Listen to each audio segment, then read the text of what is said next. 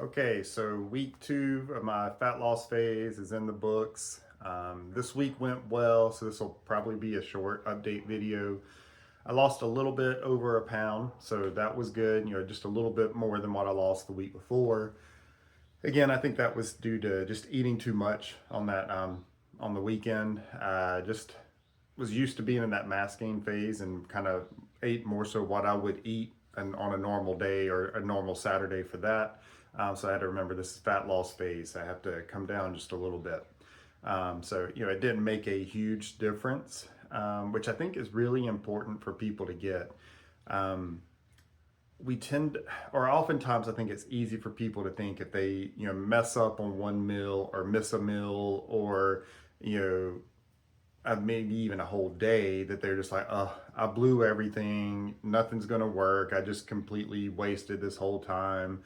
I won't lose any fat, blah, blah, blah. And that's not the case, especially if it's one meal. If you're eating 3 meals a day, that's 21 meals in a week. And so you messed up one, you've got 20 others that make up for it. And so I think that kind of brings us to a bigger point. We tend to overvalue kind of those short-term results and undervalue the long-term results. The way or the biggest thing that's going to help you reach your goals, whether we're talking about fat loss, whether we're talking about some kind of sporting endeavor, health issue, the thing that's going to play the biggest role in you getting where you want to be is doing things consistently. So that consistency part is the key. So 1 meal out of 21, that means you were consistent 20 times and not one time. Even if it's one day, that means you were consistent 18 times and not 3 times.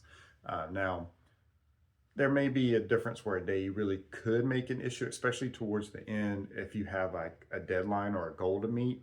If you don't have a strict deadline, then let's say it did mess things up, you could just diet for another week. It's not that big of a deal.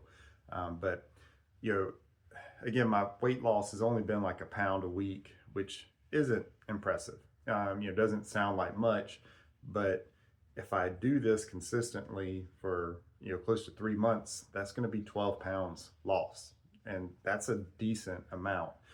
So we tend to just look short term and we kind of lose that long term focus. So let's try to think a little more long term, and also just be kind to yourself. You're going to mess up things and not do everything perfectly, and you don't have to do everything perfectly to get results. So that's the good news. You got to be close, so you got to be good enough to get the results.